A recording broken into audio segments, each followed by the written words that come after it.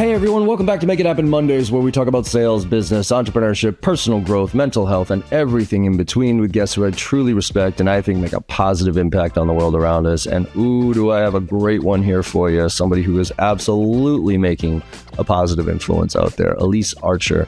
She's the founder of Superhuman Selling and She Sells Movement, which empower entrepreneurs and sales professionals to revolutionize how they sell, explode their income, and achieve quantum leaps in all areas of life.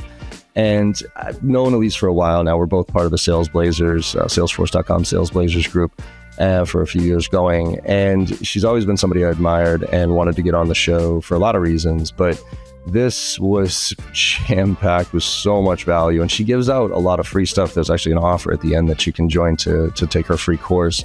But we talked about her origin story as usual. And how money, really drove her and was, in her mind, a representation of her self-worth.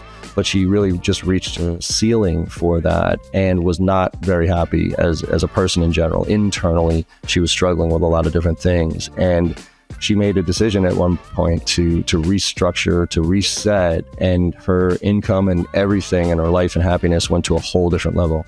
So she walks through kind of four stages of four quadrants of sales growth of mind over matter, money, masculine, feminine, and method.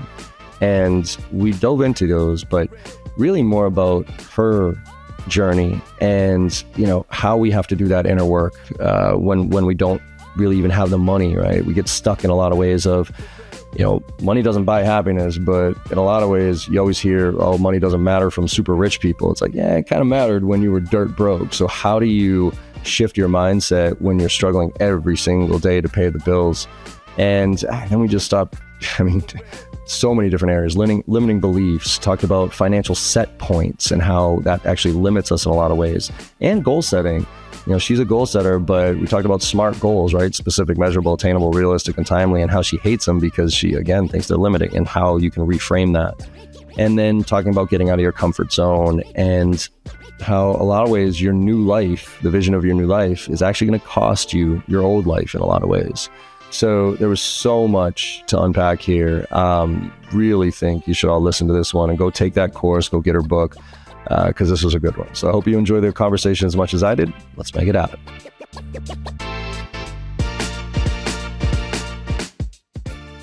Elyse, how are you? Welcome to the Make It Happen Monday podcast. How have you been? I'm amazing. Thank you, my friend. I'm happy to be here. Yeah, I'm excited for this conversation. I think it's been too long coming. We've both been part of the Salesforce Sales Blazer thing for a while, see each other on those little meetups and everything else. Yeah. But haven't actually had a chance to really talk with you. So I'm looking forward to this one. Yeah, me too. It's going to be good. Yeah, perfect. So let's start with, I always start the podcast off with just kind of your origin story, right? Not necessarily what we can all read on LinkedIn, but I love to just kind of figure out where you came from, right? And I mean that like parents and growing up and all these different things. And because you obviously have an entrepreneurial itch in you that you had to scratch. And I'm kind of I always try to figure out where that comes from and what made you you. And then we'll dive into some of the background from a business standpoint and everything else. But you give us a little context here. Yeah, I love it. Absolutely.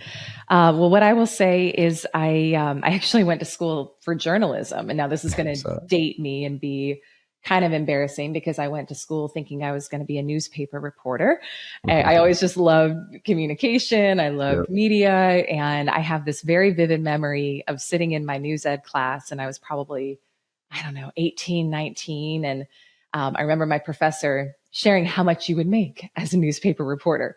And I remember even at that early age in my life, having this feeling of there's just no way that's going to cut it.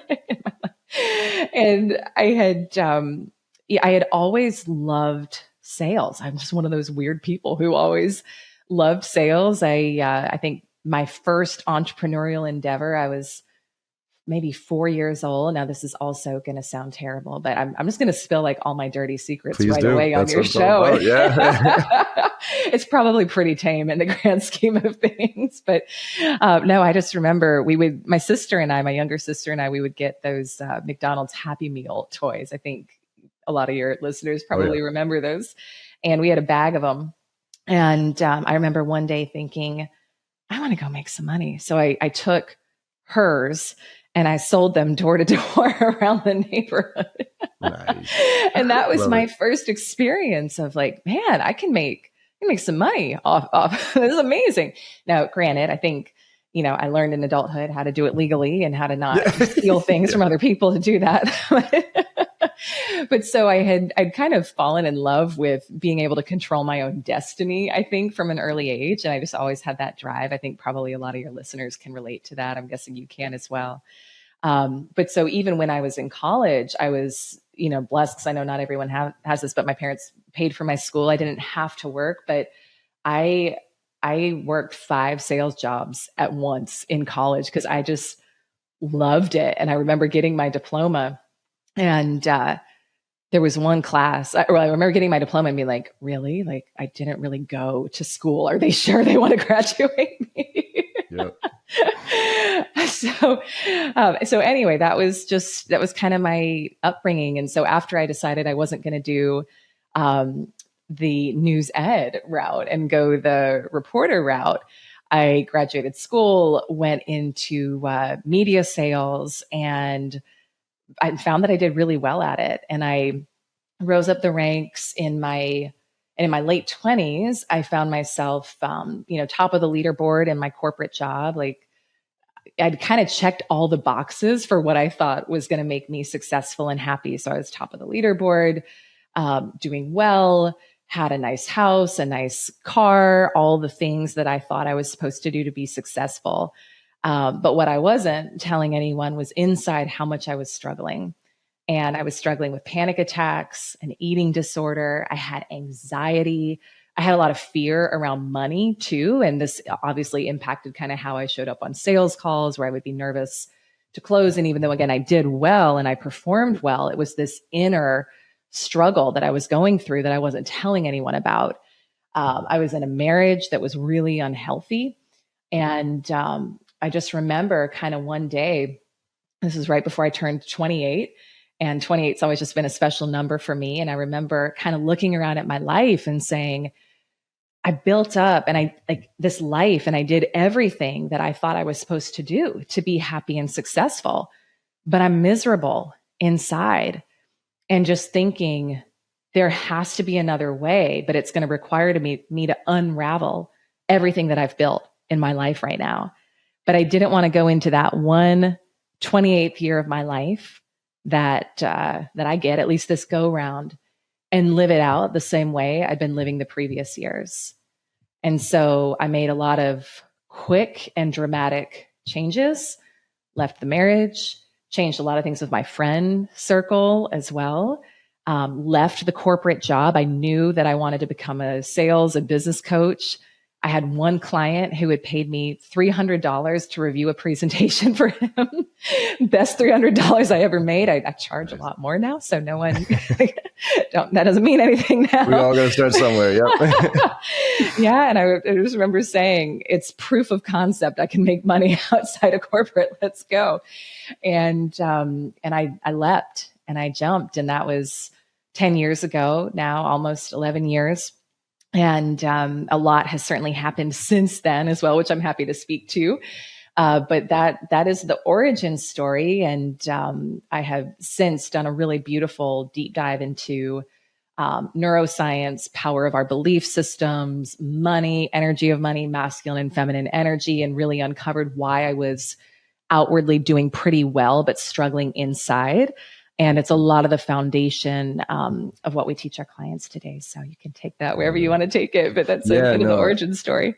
I'm going to back up a second and then jump forward. But what were your parents entrepreneurs? Like where did you, I guess, a lot of people didn't even know they were entrepreneurs, but there was some DNA in there, and other people just kind of found it because it lit them up. So did you have examples of entrepreneurship growing up from them, or was this more just like an inner drive for you to kind of represent yourself?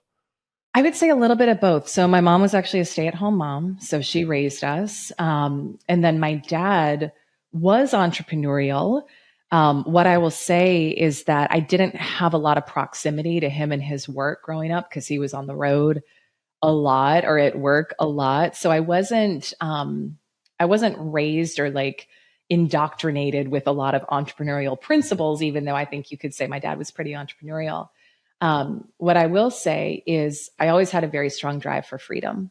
And I shared that earlier. And I think that's something that probably, your listeners and no doubt you as well can resonate with. So for me, I've always had a driving force of like, how can I control my destiny? How can I not control my time? Because I don't think we can really control time, but how can I have ownership over my days, have the freedom to be able to do what I want, when I want. And I think sales can provide a lot of that, but I also think entrepreneurship, if you're willing to do it, can provide even more depending on how you structure it. So love it. Yeah. So with that, as you were growing up, and I'm reading through some of the notes in your site, you talked about money in that moment where you were, you hit six figures, you had it, quote unquote, had it all from an outward standpoint, but not inward.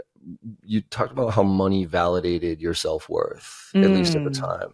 Yeah. Why do you think that was? Was it because of kind of the perception versus reality, what you saw on TV and what money should look like? Why do you think you were using money to validate yourself? Oh, this is a good question. I love this. I'll share, and then I'd love to hear anything that you might add in about your own journey or even what you see with your clients. But I'll say too, and I can maybe even share, I had a real quantum leap experience with money about 4 years ago, which maybe I can share afterwards because it required this shift in perspective. But yeah, for most of my career, I placed all of my self-worth on how much am I bringing in? Now, in terms of why that's a great question. I think no doubt there's a lot of conditioning, especially if you're in sales. It's like everything is about where do you stack on the leaderboard? And for me, I came as someone who didn't feel good enough inherently in who I was. I did not feel good enough. And so I thought, okay, if I can just be top of the leaderboard, outperform everyone else, then I'm going to feel good enough. But the crazy thing that happened was no matter how much money I made, I still didn't feel good enough. And so what we actually teach in our programs now and in our curriculum is this concept that we call selling from wholeness, which means that you take away everything outside of you. So take away the amount of money you make, take away how quote unquote successful or not successful your business is. How whole do you feel as a person, right? Can you feel abundant without money in the bank? Can you feel successful on your lowest sales month? Right. And this is the game, because the outer world is just going to mirror to you how you're feeling about yourself inside and what your self-concept is, what your self-belief is. So I will talk to clients all the time, and you may as well, where it's like, if I can just get some sales in, if I can just make some money, if I can just launch my business and have this successful launch, then I'll feel validated. I'll feel successful. And what I tell them is, you've got it backwards. You've got it backwards. I mean, I love the external results. I appreciate money. I love sales. I love all of that. And it does not define who I am, because when you make it define who you are, there's always a gap, right? Where it's like, you're not going to be good enough unless you're here. And then that target keeps moving as well. When we do the inner work to feel whole and abundant and successful, regardless of what's happening outside, then you'll actually make more money. You'll attract more sales. You'll attract more people, but you won't feel like you need it to be successful. I'd love to hear your thoughts on that, or your own take on that too. No, I totally agree. The challenge I always have with it, though, is it's like, you always hear from super rich people like, oh, money doesn't buy happiness. Tell that to the single mom with three kids working a day job who's stressing like at the highest level of where that next paycheck is coming from. So I always try to figure out like that, that sales rep. It's funny. I talk to a lot of like sales influencers and trainers and stuff. And they're always like, oh, just do this and I'm like, yeah, that works for you and your brand and who you are, because you're 20 years into the industry. Like people, like even me, I have a hard time telling people about my results because it's been 28 years in the making. And so I've built my brand in this industry. It's a lot easier for me to send an email or make a phone call and get a response than it is some 22-year-old kid who's going after CISOs and trying to understand even what a CISO does. Sure. Yep. So when you're in that almost constant panic zone of money, of where's it coming from, how do you take the step back and do that inner work to make you know your self-worth when you might be kicked out of your apartment next month? Totally. Yeah, I love it. I love it. And I'll share a story of when I was in a similar situation and how I used this. Okay. So I think that helps too. And I agree with you, right? It's like, oh, it's easy for you to say, John, or at least to say like, oh, money is easy and blah, blah, blah. But that's not how I'm feeling right now. That hasn't been my life experience yet. I'm stressed about this. I actually think that is exactly when you have to do this work, because it will not change unless and until you do this work. And in those times when we're at our lowest, and I've had them, I have had plenty of those times, and our times where we don't know how we're going to pay the bills, when we're stressed. Like, I'm the breadwinner for our family. So I understand, I understand in those times where we don't know how we're going to pay the bills or take care of things. That is actually the time when you have to get really real with yourself and look at, what am I thinking? What am I believing? How am I showing up? And because you're not going to want to do, like, you don't, what am I going to say? When things are really easy, right? When things are just flowing, when it's just going, we don't have as much motivation to change in those moments, right? So I remember, and I shared, in my corporate job and then as an entrepreneur, I always had like a decent level of success. Like, I hit low six figures early, but then I stayed stuck there for over 10 years, which was really interesting because I wanted to do more. I wanted to grow. I wanted to be able to do things like, retire my husband from his night shift respiratory therapy job, which was a crazy schedule. Shout out to any healthcare families out there who are listening, because that schedule is nuts. I wanted to provide a different lifestyle for us. I wanted to have greater impact. But no matter what I did, no matter how hard I worked, no matter how many hours I put in, I could never break past that income threshold. And so this actually happened when my oldest son was 4 months old, and I was sitting up late night, nursing him. And, when you're doing that, you've got one of two choices. You can either doom scroll and compare your life to everyone else on Instagram or TikTok, or you can read. And so I chose to read, and I was reading this book by Bronnie Ware called The Top 5 Regrets of the Dying. Have you ever read it? No, I haven't. Oh, it's a powerful book. And I would also encourage anyone to read it, but especially if you're at a point where you're like, I'm stressed out. I don't know what I'm doing with my life. I feel like I'm in a lot of contrast, right? Read this book. Bronnie was a hospice care worker and she sat with people on their deathbeds. And what she said was that right before people die, they would share with her their biggest regrets. And there were 5 most common regrets that people shared.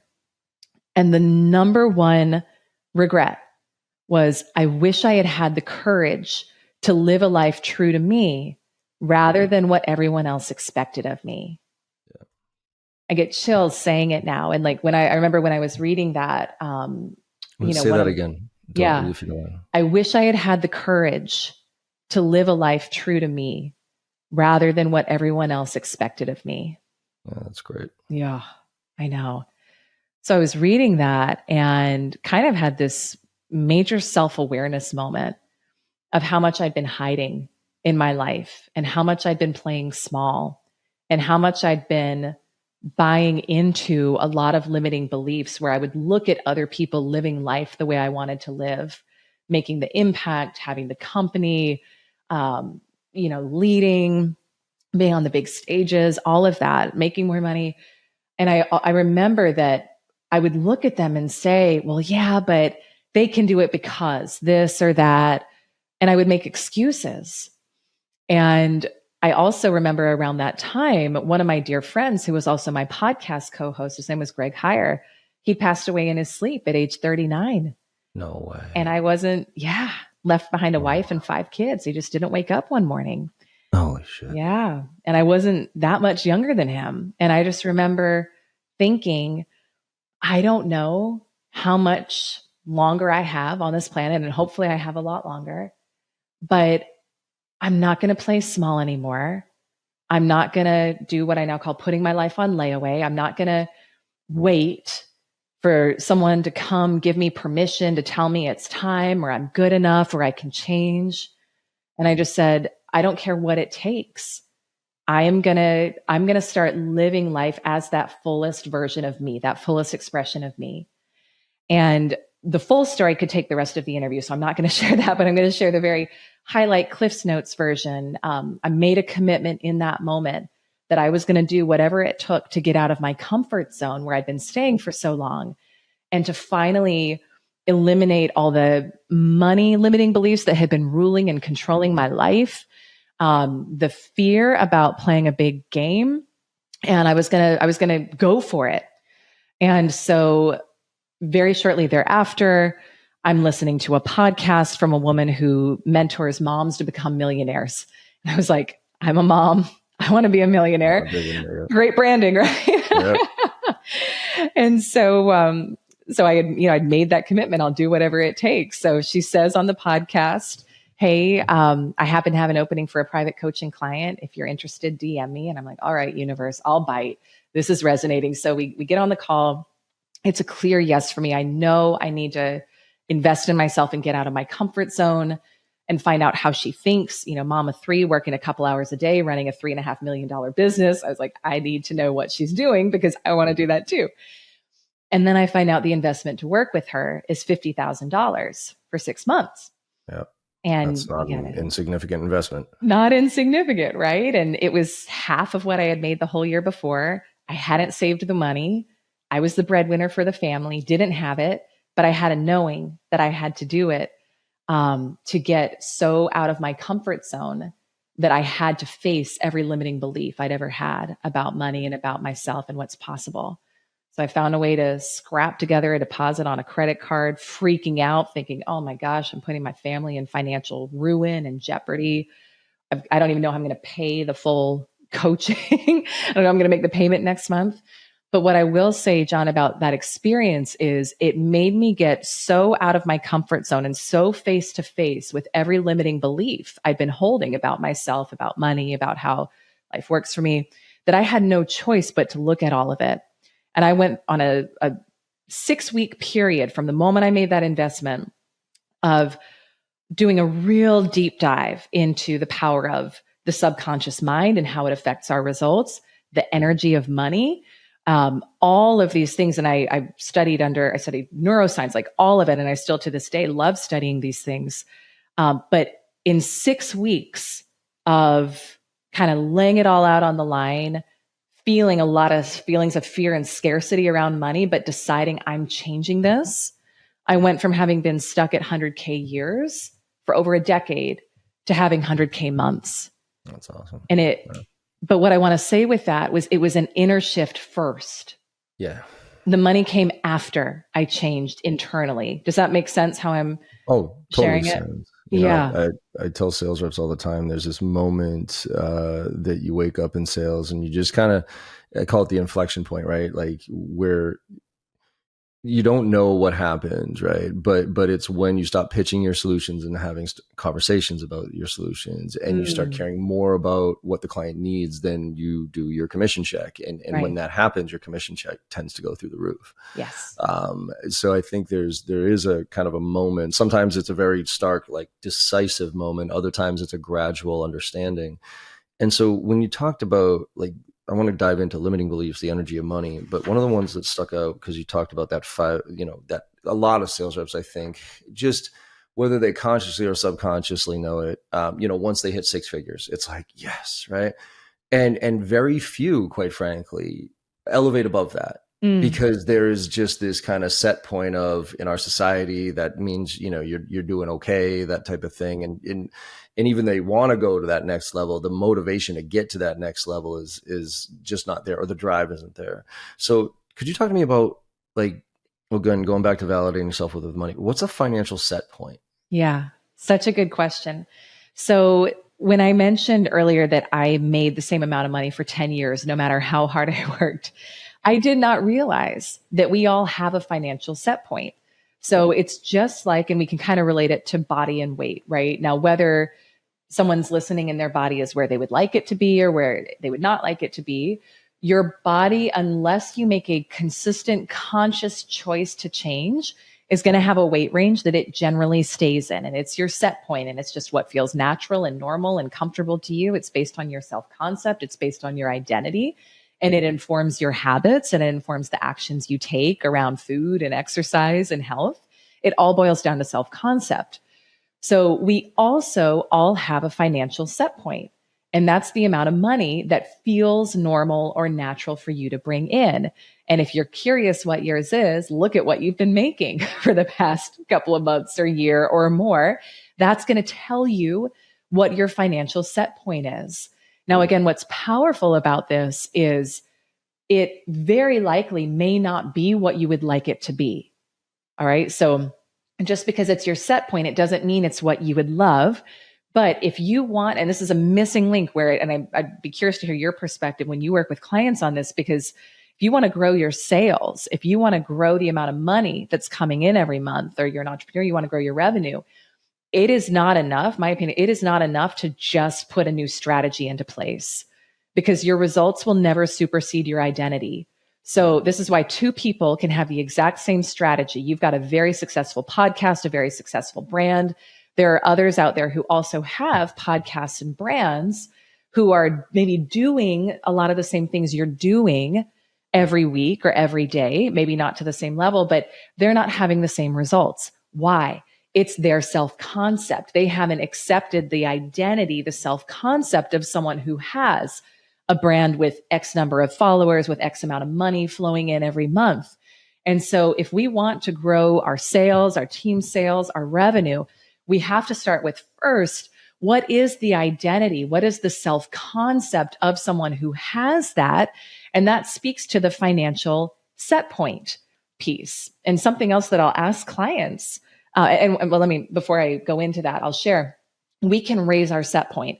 How do we do it? We normalize and naturalize new numbers, higher numbers in our life. You can do that by getting in proximity with people who are performing at a high level. Like if you've been stuck at six figures for a long time, like I was, and you're like, you know what? I want to bust through this hump and get to another level. Go start hanging out with seven-figure earners who can't imagine only making six figures, where they're like, I don't know what I would do. Or seven-figure earners who want to go to another level. Hang with eight-figure, nine-figure earners who are like, I can't imagine, right? I worked with a billionaire client recently, and it was the amount of money flowing into his business every single day. Most people can't fathom, but for him, it feels natural and normal. So I'll say one other thing, and then I'll turn it back to you. But what's powerful about this is, again, it's an inner shift first, where you play with the numbers. You play with, okay, if I was bringing in 100K a month, how would I be thinking? What would I use it for? What would that look like? How would I carry myself? How would I show up in client conversations? How would I feel? Forget your outer reality. Your outer reality is just a mirror of the past. It's how you were thinking, feeling, acting in the past. Who you are being today is going to inform tomorrow, next week, next month. They have nothing to do with each other. So forget what's happening right now.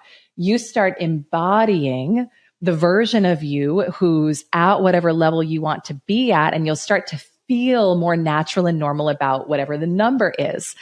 Once it feels natural to you is when it will happen. So I ask clients a lot, think about whatever your goal is for this month, your sales goal, your sales target. How would you feel if it came in today? And usually I'll get responses like, oh my gosh, relieved, excited, thrilled, overwhelmed, tears of gratitude. And I'm like, that's beautiful, but you're not a match for it yet. Because when you're a match for it, it would feel like an of course. It would feel normal. But we got to do the inner work first to normalize that. So hopefully I explained that, but let me know if there's follow-up thoughts or questions on that. No, I do. And I think my question on that though is do you have to come to a lot of people in any scenario, right? You hear you have to hit rock bottom before you can really make that choice to take that next step, right? And I've explored this topic a bunch on the podcast here with people about, do you need to go through really troubling times or trauma, if you will, to develop grit and realize you need to make a change? It's just like the health. Like, I'm 48 years old. You know what I mean? I've treated my body like a trash can for 48 years. And I've been fortunate that my body has been able to take a lot of abuse. But you see people who have the same mentality, and then all of a sudden they have the heart attack. All of a sudden something forces them to pay attention to their body and their health, and they shift. And I always try to, like, what can I do before my body forces me to make that shift, to do that shift? But again, it's comfort level. It's like this. I mean, you said it. Like, I've fluctuated between 195 and 205 literally my entire life, right? Yeah. And so to me, I'm like, all right, I still look okay with a t-shirt on. You know what I mean? That type of stuff. But where, if you're in the neutral zone, I'll call it, of like, I'm comfortable. You know what I mean? I make a good amount. I want to make more, but I make enough money to pay my bills and live a lifestyle that I'm okay with. My health is all right. But you want more. You're just not sure how to go get it. I guess without the forcing function of trauma, of losing everything, how do you go through the process of transformation without that forcing function? This is so good. I love this. This is so good. So I don't know if you're a Joe Dispenza fan or follower, but I love his work, and he does a lot around kind of combining science and spirituality for transformation. He does a lot around health. I actually healed skin cancer with his work, but there's also I've had amazing experiences with abundance and relationships and all of that using his work. But he has a quote, and it's going to be a rough paraphrase, but he says something to the extent of, we can grow and change in a state of suffering and trauma, or we can grow and change in a state of joy and bliss. And it's our choice. It's your choice. And so I think, to your question, no, we don't have to have a traumatic event happen where, we're in an accident, or there's a health diagnosis, or you lose all your money to kind of wake up and say, man, it's time to change. But what I will say is, if you're in your comfort zone and you've been there for a long time, and there's something in your soul that's saying there's more, I want more, I believe there's a point at which your comfort zone becomes a cage. And if you do not consciously decide that you're going to start shifting things, you will manifest a scenario that helps you look at who you've been being and provides the context for you to change. That scenario will probably feel unpleasant in the moment, but it's an opportunity that highlights where you get to grow in health, where you get to grow in wealth consciousness and mindset. So whatever that is that you're seeking. So I think that we are wired for expansion. I think that we came here to expand and grow and experience more of who we are. And so if we have stopped doing that, and we're not consciously changing, there will often be a wake-up call moment that can feel like that dark night of the soul. But what I've also heard that dark night of the soul called is a dark night of the ego, where you have to actually look at who you've been being, and is this how I want to keep living the rest of my life? If not, I want to change. Yeah. I love that. Yeah. So with that, where are you on goal setting? Because I've heard a lot of mixed feedback these days on goal setting. Sometimes it's limiting, right? You do SMART goals: specific, measurable, attainable, realistic, and timely. And it's like, okay, so those are super tactical. And then there's dumb goals, where it's about audacious, ridiculous things, and go from there. And I always, reps who come to me and ask me about, like, hey, John, I'm thinking about a new job. Like, I don't like where I'm at right now. My question to them is always, well, what's your plan? Kind of what's your vision of yourself? And I use the 5-year mark because I think it's really hard these days to look anywhere past 5 years, and not like the interview question of where do you want to be in 5 years, and I want to be a manager, but no, take a step back and just, lifestyle wise, where do you see yourself? And then, regardless of job, regardless of anything like that, do you want a partner? Do you want a house? Do you want kids? Do you want all these different things? Do you want to be traveling? What does that look like to you? And then once you have that vision, now back into what kind of job do you need what kind of money do you need? And therefore, if this job that you are doing right now is going to help you get to the next level, then, then do it. If it's not, then go find the one that will. And so, and then you write down the goals, like you back into it. Okay, and you get all the way down to how many activities do you need to be doing on a daily basis to be able to measure that. But the challenge with that is always to like stretching people beyond even that of their limiting mindset. And, a simple thing I do is like, okay, take your quota, say it's $1 million, take your quota and double it at least. Right. And then back into the numbers of what you need, because you might not hit that $1 million, $2 million quota, but you'll crush your $1 million quota because it's a mentality wise. So long-winded question but focusing on where are you personally with goal setting smart versus breaking through whatever limiting barriers you have. Yeah. Hate smart goals.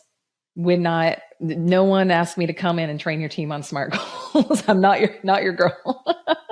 I think they're way too limiting. I love goals. I love goal setting. I love how you shared that you do it with people who come to you. Here's my take on it is for a lot of my life, I set goals based on what I thought would make me look good to other people. And I think that's how a lot of people do it. If I just make this amount, then I'll be successful. We kind of talked about this earlier in the show, right? And I get a lot of people who come to me with that. What I have learned to do in terms of goal setting is similar to kind of how you prompted when you were talking about it, but I'll say, pretend that you're living on an island. No one's ever going to know. No one's watching, but you're designing your life. What would you love in every aspect of life in terms of how you live? What sort of home are you in? How are you spending your time? What's your family like? What's your health like? That helps you get down to the truth of what really matters for you. Because so often we're setting goals based on what we see other people doing. But again, it's that Are we coming from a place of lack or wholeness? A lot of times we're coming from a place of lack. We want to get clear on who is that fullest expression of you? Who did you come here to be? Some people will do that exercise and they'll say, shoot, I want to go live in Portugal where there's a great exchange rate and I want to go work on the beach and have a simpler lifestyle. And that would feel amazing to me. And holy crap, that's not at all aligned with my life right now. If I'm in New York City, I'm commuting back and forth every day, this and that. And they realize I don't actually need as much money as I thought I did to achieve the goal. Other times people do that and they're like, you know what? I'd be living in a very different type of house. I'd be driving these types of cars. I'd be serving at this level, making this type of charitable impact. It's going to require a lot more money. One thing I want to say with money before I share more about goals is we don't want to make money itself the vision. Money is the how of the vision. This is really important. So I think it's important to have goals around money, right? It's tangible. It helps us measure, but it's just a measuring stick and it's designed to be the how of your vision, not the vision itself. So we want to get clear on what is that fullest expression of you. We can reverse engineer from there into, okay, how much money is required and more of the tactical how of it. But I also think, and this is not an Elyse Archer original, I think this is Bob Proctor who said this, but goals are not to get, they're to grow. So when we make the goal kind of the end destination, and which is important, we want to have a goal, but when we make that our success barometer and we think that's it, when I'm there, I will have made it. What'll happen is you'll achieve your goal and then you'll say, well, what am I going to do next? Right? Because we're wired for expansion. This is why people run a marathon, then they want to do an ultra marathon. Not speaking from experience in any way, shape, or form. No. But so, and this is also why people can get into fear and scarcity and doubt around their goals because they get so attached to the end outcome. So have the goal, have the target, make it something that excites the heck out of you that you don't know how you're going to do, right? Otherwise, why are you getting up every day and trading your life for it, right? So make it something that is worthy of trading your life for, but then make your focus make your goal becoming the version of yourself who would naturally have that goal as part of their life, who would naturally have accomplished that, not so much the end goal itself. So if you say, I want to go from 6 to 7 figures in my business this year, great, let's do it. And then you make your daily work. Who is the version of me? And my goal is I'm going to be the person who has a 7-figure business today. I'm going to think like her. I'm going to feel like her. I'm going to act like her. The goal will manifest. It will happen. It's a byproduct. We don't control the timeline. It may take less. It may take a little more. It'll happen.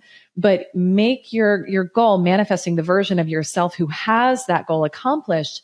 And you won't feel that fear, that attachment around, is it happening? Is it not? Because your focus is actually on who you're becoming in the process.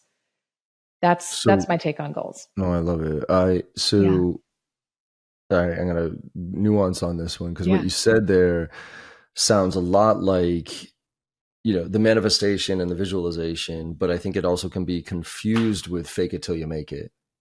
So how do you do that? Because I'm not a fake it until you make it guy in the sense that I don't think anything should be fake, right? What's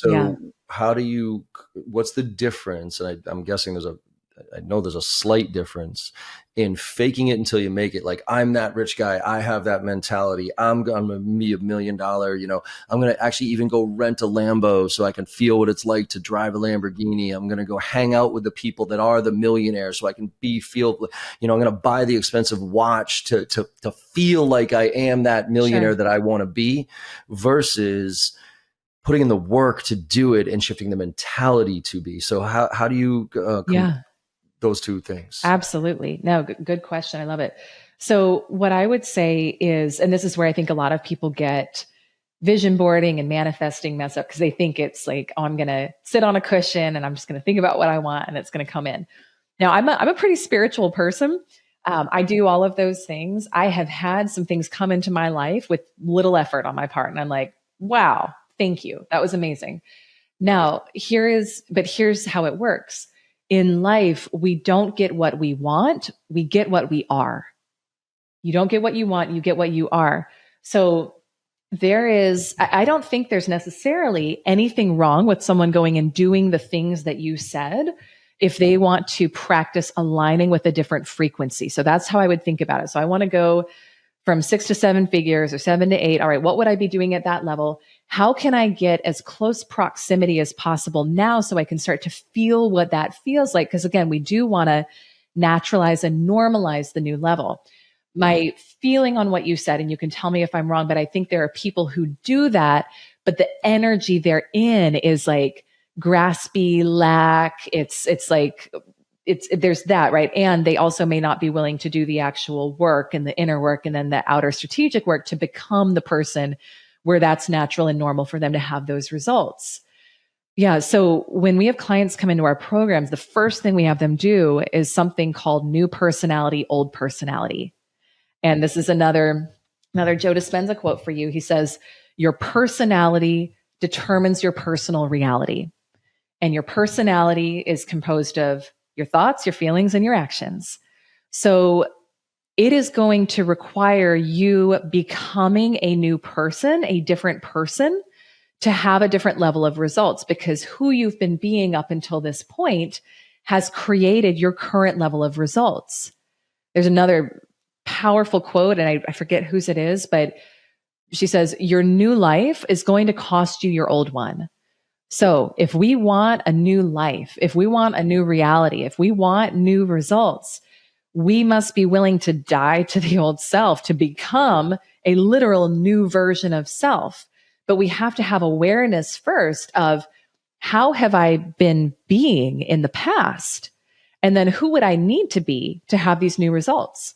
So it's a really simple process. We usually use a spreadsheet, but we have them do 2 columns and new personality, old personality. And we say, okay, for the person who has the results you want, just guess, what thoughts do you think they're thinking?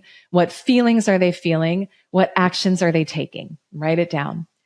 And then we want to look with no judgment, but just awareness at, well, what are my current thoughts that I would not be thinking if I was there? Maybe it's a thought of, oh my gosh, how am I going to pay my bills this month? Where's the money in the bank account? These clients, are annoyed that I'm following up with them. Would you be thinking that as the version of you with your end goal accomplished? No. So we want to get aware of those thoughts that are cycling on repeat in your head. Just because you think a thought, it doesn't mean it's true. So we got to listen and be aware of those, because those are the programs that are running your life right now. We also want to tune into, what emotions am I feeling on a regular basis that just feel like me? Maybe for me, it was low grade anxiety all the time. I was like, at my next level, I'm not feeling that. So let me become aware that my body's addicted to some cortisol that's running through right now. And this feels like me, but it doesn't have to stay that way. And then what actions are you taking today that you wouldn't be taking from the end? Maybe it's procrastinating, holding off on launching that thing you want to launch, whatever. So we become aware. And then every day, the work is, and some people might call it fake it till you make it, right? I would say it's more about embodiment. It's about, I'm going to practice today being the new me. And there's going to be things that feel unnatural. There's going to be things that don't feel right or feel way out of my comfort zone. But I'm going to practice that. I'm going to catch the thoughts when I think something that I wouldn't be thinking from the end. I'm going to notice my emotional state. I'm going to do my best to take action as the person with the end result accomplished. When you do that consistently enough, you wake up one day and you are that person. Yeah, that's my take on it. No, I love it. I think that's, because I think there's so many people faking it right now. And I'm like, what are you faking? Because I can sniff fake all day long. You know what I mean? But the genuine factor, the authenticity of wanting it, but willing to be able to put in the work. And I think that's the challenge I have, is a lot of people aren't willing to put in the work. They have this vision of themselves, but they're not willing to put in the work to get there. And I think that's a big component to this, is like, there's really no secret to success other than working your ass off, basically, for what you want. And again, success is different for everybody. Right. Let's, in the few minutes we have left here, I want to take a little bit of a shift. She sells, your 4 quadrants of sales growth talk about mind over matter, money, masculine and feminine. Mm-hmm. The feminine component of this in sales. I was asked this week, as a matter of fact, in a training with a woman who had raised her hand and said, John, how do you deal with kind of basically this guy who has this, everything, she did everything right, got champions and everything else. And then she's dealing with this guy who's this procurement guy. And he's very masculine in his approach to women, in the sense of, just the way she described him, I could envision who this was. And she's like, how do I deal with somebody like that? He just won't budge. And she's mapped out all the things. And I was like, I hate to say this, but we can't ignore the male-female dynamic in sales and in life in general. I wish it was all equal and it didn't matter, but sometimes you have to play towards the male ego. But there's that line of crossing your own values to get a deal, right? For me, for instance, I had a lot of female trainers, and every once in a while there'd be that guy who, like, in their sales process, would treat them like shit, but be willing to sign that $100,000 check, whatever. Mm-hmm. But as they kind of transitioned it to me and said, well, John, yeah, this guy's ready to go, but if you want to do it, you can. I don't know if I want to do this one. I'd be like, why? And then they'd explain why, treated like shit or whatever it is. And I get on the phone with the guy, I'd say, fuck off. Like, I don't want your money. Oh, come on, John. It's all right. Just, we're ready to sign the check. Fuck you. Because you made her feel like lesser of a person. Now, I can do that. It's my business, right? I can turn down money and whatever else. But, to those female, the women out there in sales who are dealing with such a male dominated world of sales in a lot of ways, how do you, I guess for you, where's the line of, and again, I think you and me, business, we can choose who we do business with, but that rep who's trying to hit their quota, specifically women, I wanted to tell the guy to go fuck himself, you know what I mean, and stand up. But the other part of me said, you know what, unfortunately, this might be where you got to get your male boss to come in and have the conversation to play to the guy's ego. So I guess, where are you on the line of values versus revenue, I guess, when you're in the situation like that? Yeah, absolutely. I can speak to my own experience, and I can speak to kind of short term how I might approach a situation, and then also long term. And I'll say some things that people might not agree with as well, but I'll kind of speak to my own experience with that too. So I used to get a lot of that. And when I was in my 20s, early 20s, selling in corporate, and then even as an entrepreneur running my own company, I used to get a lot of crazy stuff from men. I don't get it anymore. What I will say is, just like everything else, just like the money scenario in my life, just like everything, it started with an inner shift in me first. So I had to start to view myself differently. I had to start to view men differently as well. I have a belief that I'm surrounded by amazing people. I have a belief that I'm surrounded by incredible men. I have I say that to say, kind of bigger picture, there is inner work we can do if we're getting a lot of those types of experiences with other people around us. And we can have shadows. Women have shadow sides too, right? Men have shadow sides, women have shadow sides. So we get mirrors of what we are believing about ourselves, what we're available for from other people. And that can happen from men or from women.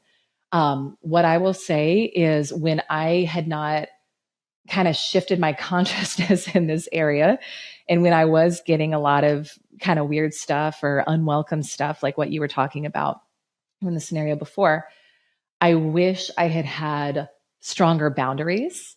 And I wish I had known my own worth, to know that there is no client worth taking on who stresses you out, makes you feel like you're compromising yourself, makes you diminish yourself. Because I took on a lot of clients because I thought and I would sacrifice my self-esteem, my self-worth, all of it for the sake of revenue.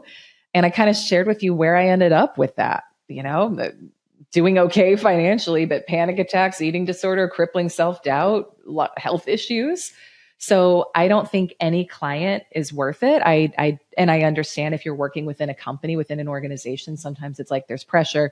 Okay, how can I set the most intact boundaries possible here with this client? How can I, be very clear about what I'm willing to do, what I'm not willing to do, et cetera, so that I can feel good going into the scenario? Maybe I pass it off to someone else, whatever it is. But I think there is no amount of money that is worth compromising your values or who you are. That's my belief system. And when we operate from that standpoint, we are actually in a mindset of abundance, which means you're going to attract different clients. You're going to attract more. That's not your only opportunity. You got to be open to, there's more, there's better. But what I will say is, in the bigger picture, shifting your self-concept to be someone who's just like, you're just not available for that type of stuff. You actually won't get it anymore. You won't have scenarios like that with people. But it's a longer game. So that's what I would say. Yeah, that's the thing. It's like, I wish it was easier, right? To tell that 23, 24, 25-year-old to stand up and say, how dare you treat me, or just walk away, quite frankly, from the opportunity. Sure.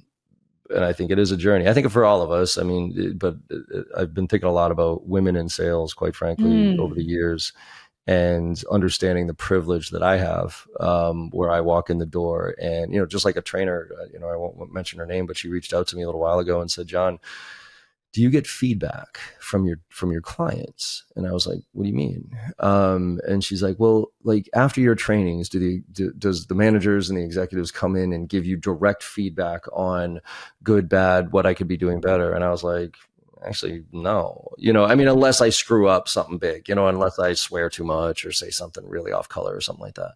And she's like, "It's interesting." She's like, "Cause I get feedback all the time." And she's been doing this quite some time. And she was struggling with the fact, she's like, I don't want to think this way, but I'm struggling that it's a female thing, in the sense that they feel like they're coming and like need to tell me how to do my job, even though I've done this for years. I know what I'm doing, that type of thing. And my feedback to her was, one, I think, yes, there's absolutely a component to that. Two is, I think you just need to go, to your point, attract the type of customer that appreciates your style versus mine, for instance.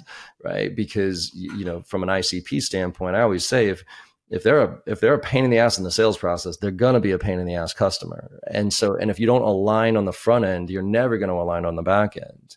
And I think it's this conscious of like, again, I go through life like, oh, I don't give a shit. You know what I mean? Like this world was built for me, a white 6-foot white male, in America, for crying out loud. And so,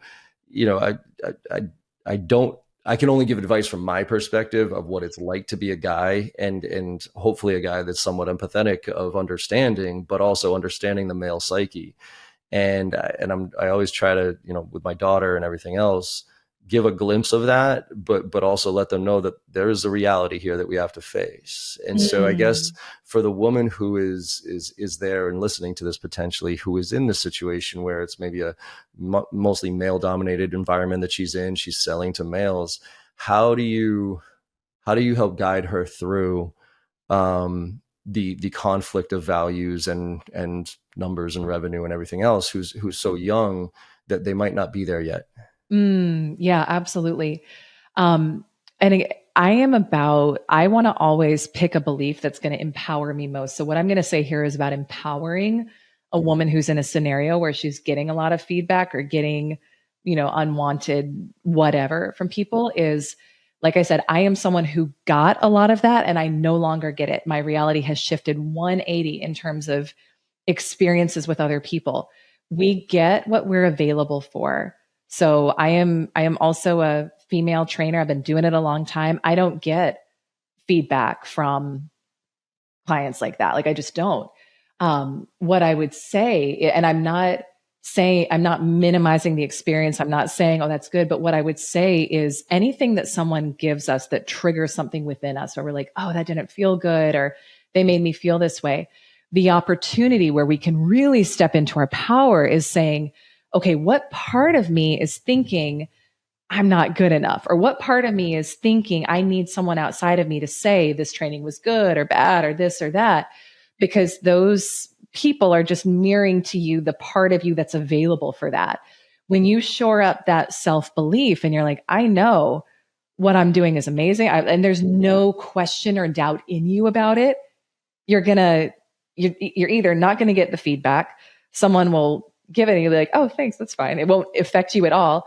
Or you'll start attracting different clients who aren't going to give that to you. So this is, it may not be the popular answer to give, but I want to give the answer that I think is going to most empower people to shift their reality and their experience. So that's what I would say.